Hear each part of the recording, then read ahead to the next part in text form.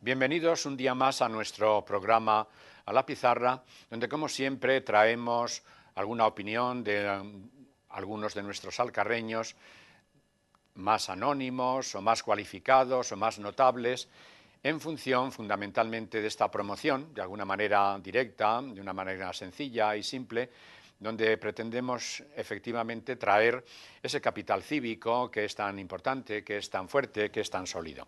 Hoy tenemos con nosotros a un empresario, a un buen amigo, Carlos Remartínez. Bienvenido a nuestro programa. Muchas gracias, don Paco. Lo llamamos A la Pizarra porque tendrá algunas reminiscencias para ti de A la Pizarra, digo yo, de hace muchos años. ¿Qué recuerdas de A la Pizarra? ¿Dónde se acaba la pizarra? Bueno, pues yo básicamente, Paco, lo que me acuerdo es que tenía más pelo, tenía un tupé imponente, como tú bien has dicho muchas veces, y yo me sentaba normalmente en las primeras filas. No en la primera, pero en la segunda fila yo creo que siempre estaba allí. Y cada vez que tú pasabas a clase era como si todavía necesitases otros 100 metros más de clase, porque pasabas con unos ímpetus, una prisa que parecía que te ibas a pasar hasta de la mesa. Y venías ya mascullando algo, siempre. Y cuando venías mascullando algo y después de 2 cafés, decíamos, madre mía, lo que se nos viene encima. Entonces yo tenía mi truco exactamente como los armadillos. Me ponía debajo de mi tupé, Eso es. agachaba la cabeza y esperaba a que pasasen lista.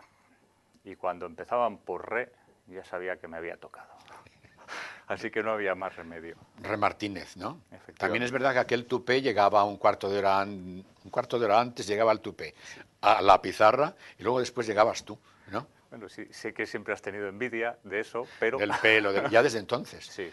Ya desde entonces. Esto del pelo es una cosa genética, ¿no? Bien, hablamos de este programa, de poner en valor, de poner en relieve el valor cívico que hay, no solamente el valor, es decir, sobre todo el capital cívico que hay. ¿Qué se entiende por capital cívico? ¿Qué entenderías tú por capital cívico? Capital cívico. Capital cívico para mí es un conjunto de valores. Un conjunto de valores que muchas veces los traemos hoy en día en boca fundamentalmente de lo que se nos expone en los medios de comunicación, la libertad, la tolerancia, compartir, la igualdad, los derechos, la justicia. Pluralismo. Hombre, son los pilares básicos de nuestra Constitución. Pero en definitiva un conjunto de valores que forman parte de todo, no solo de la política, no solo de la religión. Ya. Bueno, forman parte de la convivencia. ¿Tú crees que sería importante promocionar estos valores, promocionarlos, aunque estén manipulados, aunque puedan estar manipulados? Sí, es evidente que siempre en todas las sociedades hay grupos que pretenden capitalizar los valores, que son intrínsecamente propios de la raza humana, de la especie humana, no son de nadie, ni se los ha inventado ningún grupo de ningún tipo.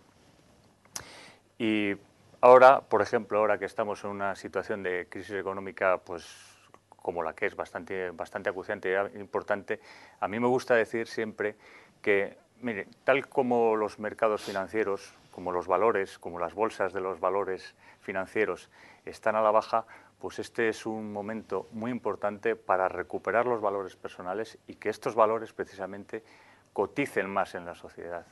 Eso es lo que tenemos que aprender en estos momentos.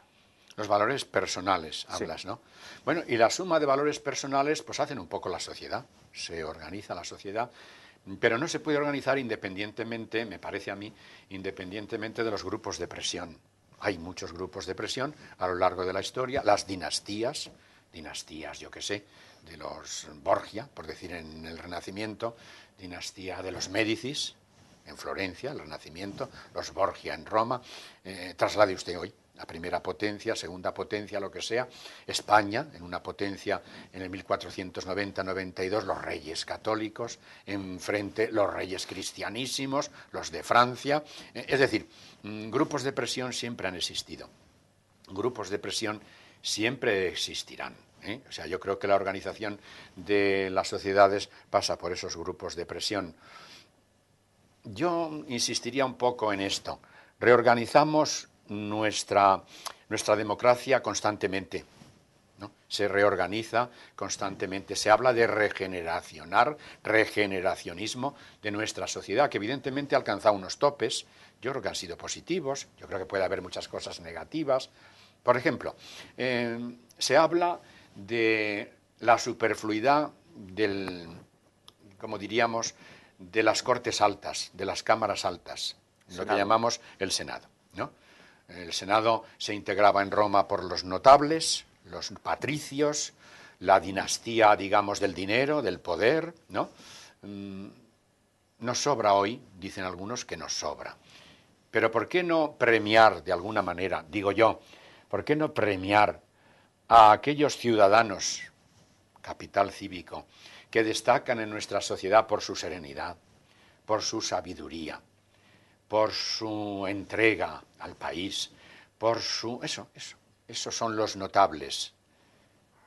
Notable quiere decir notus, conocido.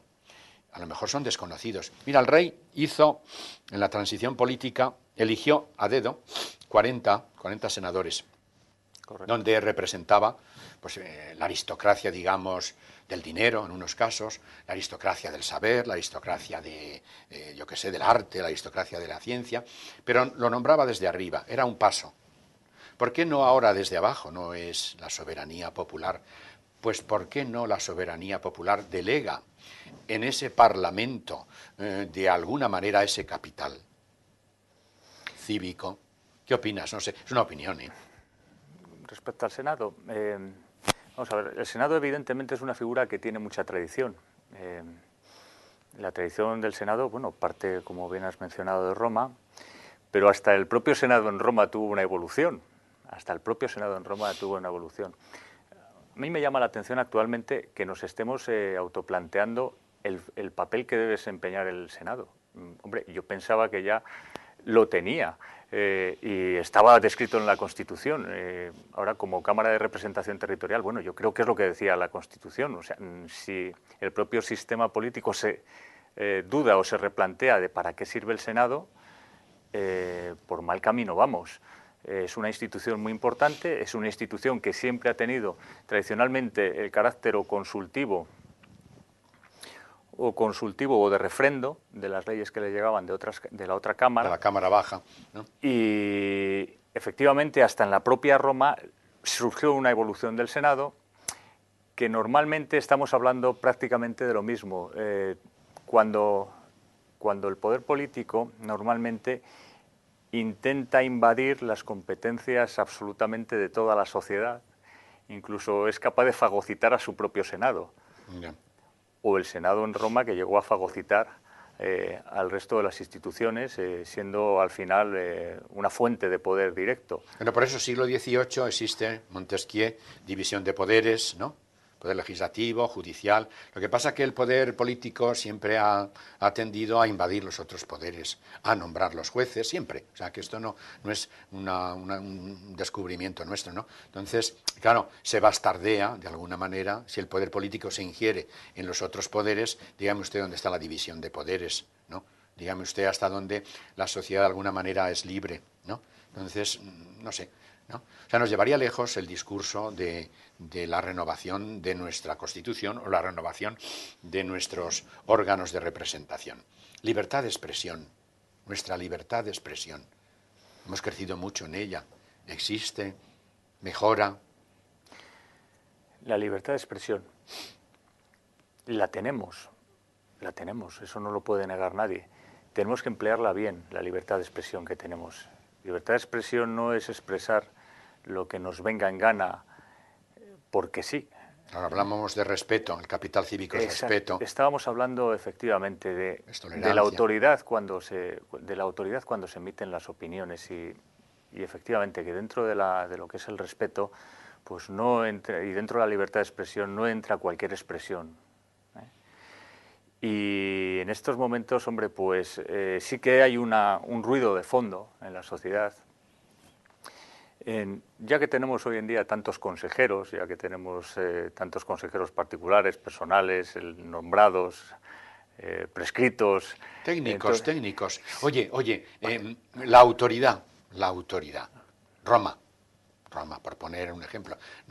Roma, la autoritas. Era una autoritas. ¿Has estudiado Derecho? Sí, algo de derechos y nociones. Claro, la autoritas era la autoridad moral, el sabio. Correcto. El sabio. No sé si me ocurre una pequeñita cosa, es muy insignificante, pero... Es un concepto jurídico de derecho romano. Claro, la autoritas moral. ¿Quién es la autoritas moral hoy en nuestra sociedad? Pues la autoritas moral no tiene... hay muchos ámbitos en los que se puede ser autoritas moral. No tiene por qué ser el científico, no tiene por qué ser el erudito. Cualquier persona puede tener autoritas en su comportamiento, en su vida, con su familia, con sus amigos, por sus valores, es lo que hemos hablado un poco al principio, por la coherencia más bien de sus valores, lo que desempeña en la vida y la coherencia de sus valores. El pater familias, el anciano. Eso es lo que a una persona le da autoritas para poder opinar de las cosas. Tenga la idea que tenga, un sistema de valores y una coherencia con la que actúe en la vida, que no tiene que basarse en que sea coherente con los demás, sino en la suya propia y en lo que busca y en lo que quiere defender. Explicábamos en la pizarra de hace 25 o 30 años, ahí en el colegio, explicábamos el siglo XIX, que sabes que es un siglo que a mí me apasiona. Bueno, entonces, un siglo muy importante, fue muy denostado por la dictadura, por intereses también partidistas, pero es un siglo, a mí me parece extraordinario, del cual somos herederos, del cual vivimos, del cual a lo mejor, no lo sé, a lo mejor no hemos salido, que si liberales, que si carlistas, que si republicanos, que si monárquicos, que si patatín, que si patatán. Es decir, aquí yace media España, murió de la otra media, Mariano José de Larra, el gran periodista universal del siglo XIX, pero que se traslada, todos sus comentarios son tan sabrosos, son tan de autoritas moral, que evidentemente yo creo que el 19 persiste todavía en nuestra sociedad y estamos en el 21, ¿no? Entonces, decía Joaquín Costa, también nos lo decía cuando estábamos en clase, los regeneracionistas, lo estudiábamos, tal, los males de España se curan con escuela y despensa. Hemos mejorado la despensa. Sí. Entonces era por defecto, casi nadie comía. Cuando se salía una reivindicación, Primera República o Segunda, se salían alpargatas o descalzo, porque había mucho que reivindicar. Hoy se puede salir, no, a reivindicar, yo creo que prácticamente nada, porque los mismos que salen, gracias a Dios, tienen buenas cuentas corrientes, sólidas, para poder permitirse un día de asueto, ¿no? Y me parece estupendo, ¿no? Que se salga y se reivindique algo, ¿no? Escuela y despensa. Pero si hemos mejorado la despensa, la escuela, la cultura, valor cívico, la escuela, la cultura. ¿Qué opinas tú de la cultura? ¿Qué opinas tú de la escuela? Nos queda camino por recorrer. La cultura, la escuela. Pues mira, Paco, hoy en día vivimos en una sociedad en que está constituida efectivamente por clases medias. Ya no necesitamos la despensa.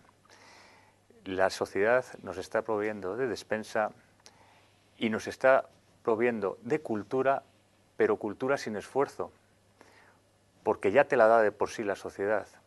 Y como todos los bienes en economía, yo soy economista, como todos los bienes en economía, aquel que no te cuesta obtenerlo, tiendes a desperdiciarlo. Eso es así.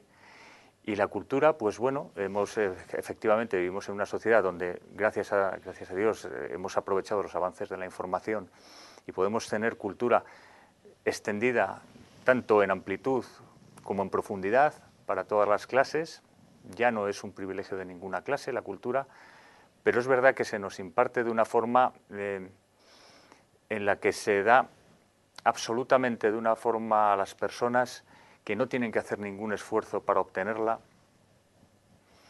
y que prácticamente, como no tienen que hacer ningún esfuerzo para obtenerla, no sé si la estamos aprovechando todo lo eficientemente que deberíamos. Ya. O sea que también se puede morir, digo yo, también se puede morir por una indigestión, ¿no? Antes se moría de falta de falta de alimentos. Hoy es tal el exceso de alimentos que, como tú dices, se llega a una sociedad aletargada, a una sociedad dormida, a una sociedad pasiva, donde el listo domina. No el sabio, ni la autoritas, Sí, correcto. el listo, el aprovechado, el listillo, mejor que el listo, el aprovechado, ¿no? Bueno, siguiendo con el discurso, aquí yace media España, murió de la otra media. No creíamos superado este concepto ya, una España y otra, ¿eh? Ya está bien de una España y otra. Pues la verdad es que sí, evidentemente yo me acuerdo que tenías predilección por el 19 y efectivamente es un periodo muy convulso en España. Actualmente nos parece que lo que vivimos es convulso, pero si volviésemos la vista atrás en el 19, pues veríamos que efectivamente estamos más o menos en lo mismo. Una España muy convulsa que parece que no sé si hemos superado o no hemos superado, pero que no tenemos, yo no sé si es que queremos continuar algo que no se terminó entonces, pero es que nunca se llegó a terminar nada porque fue precisamente un periodo muy convulso y queremos continuar no sé qué parte de aquella historia, en vez de plantearnos nuestra propia historia, lo que queremos nosotros. Claro, ya está bien. ¿Quién no tuvo un abuelo carlista o un abuelo liberal? Incluso masón. Claro, incluso masón. ¿Quién no tuvo un abuelo republicano o otro abuelo monárquico? ¿Quién no tuvo... Oye, de la conjunción de contrarios se realiza la sociedad. Y ya es hora de que las nuevas generaciones, que viven en otra onda, dejen de tener estas hipotecas y estos rejones que puedan condicionar su vida. Yo creí que lo habíamos superado. Hasta en historia habían surgido historiadores intermedios que no eran, por decirlo de alguna manera, simplificando, o de la derecha o de la izquierda. No. Hay una tercera vía en la investigación que implica evidentemente una búsqueda indiscriminada de los datos y luego pues se enjuician de una determinada manera una escuela que hay en la Complutense y en otras, ¿no? Donde de alguna manera se pretende erradicar ese concepto que es muy dañino. Los míos, los tuyos, enfrente. Entonces, no. Todos tenemos, ¿no? Entonces yo creo que es importante el seguir superando eso que pactadamente habíamos realizado, digo yo, en la transición política. ¿No lo veías tú? Yo es que soy de la generación de Felipe González, de la generación de Alfonso Guerra, de esa generación que nosotros, del Lendakari Ardanza, es decir, los ya setentones, ¿no? Entonces, para nosotros era salir de un lugar y buscar la utopía. La utopía era la búsqueda de esta democracia que ha llegado ya a los 30 años. ¿No ha alcanzado un tope? No lo sé. ¿Ha alcanzado un tope? ¿No ha alcanzado un tope? No sé qué pensarás. Lo que se hizo en la transición, evidentemente tú lo viviste en primera persona. Yo era un niño, iniciaba el colegio prácticamente, en el 74 al 77 prácticamente eran mis primeros años de colegio.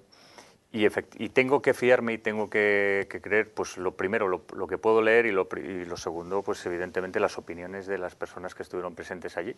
Pero yo tengo que dar la mía. ¿Cómo lo ve una persona que era niña entonces a través de los hechos y lo que hoy puedo llegar a ver efectivamente del desarrollo de la composición del Estado? Yo no sé si hemos colmatado o no el desarrollo de esa Constitución. Lo que sí yo veo, enlazando un poco con lo que comentabas, es que actualmente están volviendo a resucitarse aspectos que parece que volvemos al 19. O sea, como si hubiéramos enlazado la historia, hubiéramos puesto un paréntesis durante la dictadura y ahora quisiéramos enlazar otra vez con el 19. Y claro, yo no sé si es que queremos una historia propia, si tenemos idea de un concepto de Estado propio nuevo o tenemos el concepto de continuar una labor que no se acabó de algo. Entonces, el ser humano, por tradición, evidentemente, es vago física y mentalmente. Esto unido, evidentemente, a la reacción que tenemos todos alérgica al cambio, pues nos produce, a lo mejor en determinados momentos, cuando otras energías de la sociedad se debilitan, o un sistema económico, pues como está, muy débil, lo que al final procura es que esto vuelva a surgir, como la marea que se retira, y vuelven a surgir los mismos temas, pero en una especie de continuidad de algo que no se sabe qué es. ¿Tú crees, Carlos, que en la red encontramos este mundo virtual que es tan importante, encontramos la democracia que nos puede faltar en la vida real, en la red? Que la red sea democrática está por ver. Es hoy en día un universo tan desconocido, el universo informático es tan desconocido que puedo tener dudas, hacerte casi procura la democracia o es democracia en sí, o al revés, o es totalitarismo en sí. El concepto de la red es tan amplio y tan poco manejable hoy en día que puede llevar a los dos extremos. Evidentemente, como herramientas, todas las herramientas bien utilizadas, casi cualquier herramienta bien utilizada es buena. Pero actualmente es tan opaco el sistema de las redes que se puede dudar y que evidentemente tenemos que tener los ojos abiertos a cómo se utilizan estas redes y qué es lo que hay detrás de las redes. Pero bien utilizada, evidentemente, nos ha procurado cultura y nos ha procurado... Hay un grupo que se denomina Anonymous. ¿No se has oído hablar de él? Sí. Ese Anonymous parece que ha logrado, de alguna manera, estar a la base de lo que ha sido el golpe de Estado, digamos, en Túnez. La congelación de las páginas web oficiales hace que un grupo de Anonymous, el país decía que era un grupo de unos 100, 200, no sé cuántos, ¿no? Podía ser una sola persona, no lo sé. Tú que eres experto en estos temas, una sola persona, un grupo solo de interés mediático, de interés económico, invade esas páginas web, inicia todo un proceso de desmantelamiento de lo anterior, sobre todo cuando ha habido un muchacho que se quema a lo bonzo, lo erigen como héroe y Anonymous triunfa. Anonymous, algo virtual, triunfa sobre algo real. No sé si será relación causa-efecto, pero ciertamente ha estado a la base del cambio político, un cambio político tambaleante todavía en Túnez. ¿Qué quiere decir? Que Anonymous, hay tantos Anonymous, pueden tener una fuerza convulsiva de cambio de la sociedad.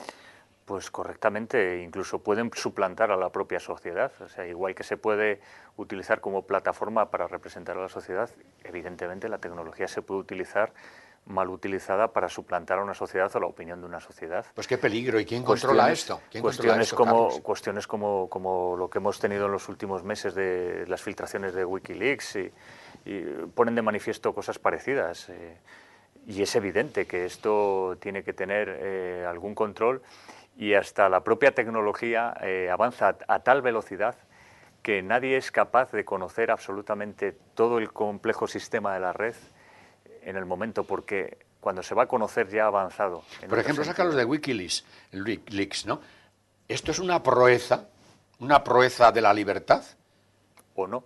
¿O eso es? ¿O es un dar pábulo a lo que pide el escaparate de la sociedad? Es el morbo que pide... Fíjate tú a qué riesgo. Bueno, hay que tener en cuenta que evidentemente esa información no es que la filtre una persona, lo digo por el fundador, por esta persona, el fundador, es simplemente la diana del asunto, pero estas informaciones tienen que ser filtradas por las personas que tienen acceso a ellas. Luego, evidentemente, ahí estamos viendo cierto interés, claro, evidentemente, en que las opiniones se manipulen o se bastardeen, efectivamente, en determinados sentidos. Aunque sea información que es cierta, pero hay mucha información cierta en muchos sitios y mal utilizada la información se convierte en desinformación o una ausencia o al final una abundancia de información nos puede terminar desinformándonos o mediatizándonos, porque al final se habla de lo que se habla en los medios de comunicación, porque la mayoría de las personas tenemos acceso a los medios de comunicación, pero no todos a muchos medios de comunicación o muchas Carlos, fuentes. esto vamos avanzando, se nos está pasando ya el tiempo y entonces hemos hablado de algunos temas que nos preocupan evidentemente en nuestra sociedad. Nuestro programa es intemporal, por tanto las reflexiones nos sirven para enero, como nos pueden servir para marzo, como para abril, en lo que estamos hablando. ¿Tú qué prefieres en tu vida privada, una tertulia o un libro? Mi vida privada, una tertulia. Una tertulia. Sí. ¿Prefieres amigos a libros? Prefiero amigos a libros. Los libros les dejo mi parte, pero prefiero a los amigos a la los relación libros. personal, ¿no? Sí, sí. ¿Qué libro quemarías tú? Los libros yo no quemaría ninguno, Pues, pero alguno a lo mejor hay que quemar, o no, quemarías alguno, ¿no? No. No quemarías No, ninguno. me lo has quitado de la boca, pero efectivamente yo no quemaría ningún libro. Hombre, Manuel Rivas, a mí me gusta Manuel Rivas, gallego importante, un buen literato, un buen poeta, también periodista, ¿no? Dice que los libros arden mal. Sí, además el que haya tenido oportunidad de quemar papel lo sabrá. Los libros arden mal. Sí, pero Vázquez Montalbán, que puede ser de otra cuerda y tal, es extraordinario poeta también y novelista, él siempre mete en sus novelas un par de escenas o tres en las cuales el fuego, el hogar de su casa, lo mueve, lo atiza con libros. ¿No? Y mira a ver así, los libros que el autor tiene, Vázquez Montalbán, más incordio, los coge y los sitúa y los quema, los va quemando, ¿no? Entonces, entre un libro y una tertulia, una charla, los amigos, ¿no? Los amigos, la charla. Los amigos. Los libros ahí están, los puedes tomar cuando quieras y precisamente porque son intemporales los podremos tener en enero, en marzo, en diciembre. Los amigos, no. Pues entonces tú, para ti una biblioteca no significa nada. Para mí una biblioteca, fíjate, un pueblo pequeño, un pueblo pequeñito, Budia, pongamos por ejemplo, un pueblo más pequeñito, Yélamos, pueblos de la provincia, ¿no? Un pueblo, yo qué sé, que tiene su biblioteca, naturalmente visitada y abierta al público constantemente todo el día, a mí me parece una ventana abierta al mundo, una ventana abierta a la cultura, que no me la puede ofrecer el arriero de turno de mi pueblo, con todos mis respetos. Claro que no, pero la cultura, ahí la tienes, la puedes usar. Yo digo que la uso, evidentemente. Pero lo que pasa con los amigos y con las personas es que su vida tiene unas inquietudes y tiene unos momentos vitales y tiene unas energías que gastar en la vida. Ya. Y estás para atenderlos en ese momento. El libro lo puedes dejar para por la noche, pero si un amigo necesita una ayuda, un consejo, una tertulia a una hora determinada, en un día determinado, ahí está el amigo. El libro lo dejo para otro momento de ese día. Ya. Esa dialéctica de izquierda a derecha no está superada ya. Bueno, incluso los partidos que la propugnan. Como bien sabrás, no te voy a sacar a la pizarra y te voy a decir la cantidad de nombres de partidos políticos. Sáqueme usted, que estamos en la pizarra. cantidad de nombres de partidos políticos que hoy están en el cementerio de los partidos políticos, que ya ni nos acordamos si fueron grandes mayorías, inmensas mayorías. Hoy en día ya no existen. Aquel famoso siglo XIX tenía partidos por todos los sitios. ¿Quién se acuerda hoy de aquellos partidos? Nada. Es decir, las instituciones mismas religiosas de nuestro país y de otros, pues el 60% han desaparecido. Tiene que haber otros cauces, hombres nuevos, vidas nuevas, sociedad nueva, vida nueva. Si es que hasta por eso nos tenemos que morir. O sea, personas de 70 años, es que la vida nuestra es limitada y evidentemente todo organismo vivo nace, crece, se desarrolla y muere. ¿Por qué empecinarnos en ser eternos cuando aquí no hay ninguna eternidad? Por naturaleza. Es decir, nosotros vamos desarrollando efectivamente, ¿no?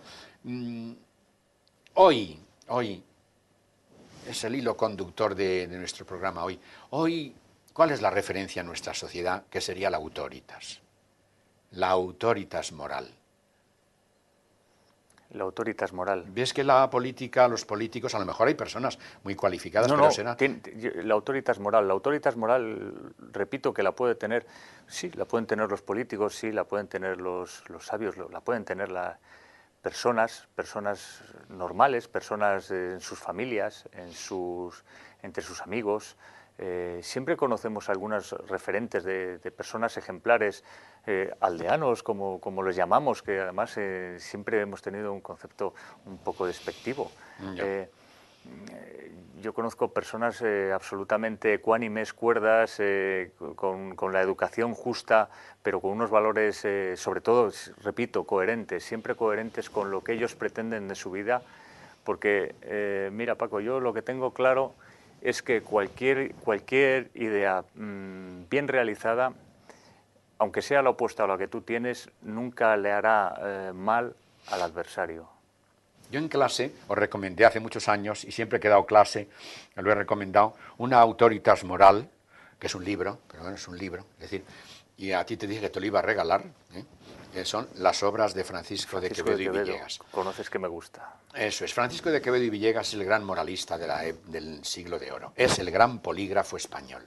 Para mí, es una opinión muy pequeña, ¿no? Es el mejor escritor que hay, mucho mejor que Cervantes, etc., ¿no? Lo que pasa es que Cervantes, que tenía muchos detractores en vida, todos los santones de la literatura, a Cervantes lo marginaron, lo ningunearon, ¿no? Luego la vida va poniendo las cosas en su sitio, el devenir, pero para mí el gran polígrafo español es Quevedo.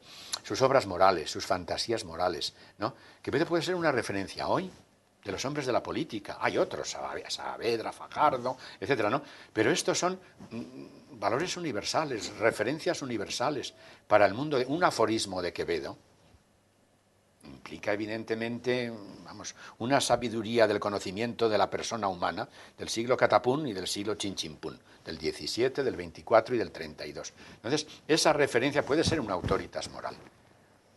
Cuando a lo mejor nos ha fallado una autoritas moral que era muy fuerte, no lo sé, que era muy fuerte en España, que era la Iglesia. Yo he mirado en SM, ¿cómo se llama?, el baremo de afecto de las nuevas generaciones, de los muchachos de las nuevas generaciones, los estudiantes y tal, y sitúan a la Iglesia en un lugar muy ínfimo, muy pequeño, juntamente con los políticos. Fíjate tú que deberían de ser, de alguna manera, sin imposiciones, deberían de ser los mentores de la sociedad, de alguna manera, ¿no? Y sin embargo, fíjate dónde están, ¿no? Las humanidades en sí han dejado de ser muy estudiadas y, en definitiva, han terminado por terminar con la autoritas, pero que es una cuestión que debemos plantearnos no solo de lo que ya teníamos, sino las personas que hoy pueden ser referente de autoritas. Ya. Esto tenemos que terminar. Señores televidentes, se nos acaba el tiempo. Hablar con un sabio, como es nuestro, a pesar de su juventud, o precisamente por su juventud, es un sabio. Yo le conozco desde chico, y entonces sé que es un muchacho que todo lo piensa, lo milimetra, lo estudia, ¿no? Entonces, Carlos puede ser también un referente para los grupos de amigos que compartimos y departimos tertulia en Guadalajara. Muchas gracias por tu presencia aquí hoy entre nosotros. Seguiremos charlando. Te debo las obras completas de Quevedo. He ido a buscarlas a Ediciones Castro, que está editando los clásicos españoles, y sabes que esto es lento. Y entonces no tienen más que, me parece que las fantasías morales, no tienen más. Entonces ya cuando salgan todas, yo las tengo mías personales, no te las voy a regalar, que se hicieron en la época de la dictadura, ¿no? Tengo esto está escrito en, no me acuerdo, Ediciones Aguilar, ¿no? Pero son mi libro de cabecera. Si me quito este libro de cabecera, me desplomo y no puedo dormir, ¿no? Entonces, te lo regalaré antes de morirme, ¿no? Y espero que les haya interesado la tertulia con una nueva generación que quiere prescindir de aquello. Aquí yace media España, murió de la otra media. Aquí vive media España, vive unida a la otra media.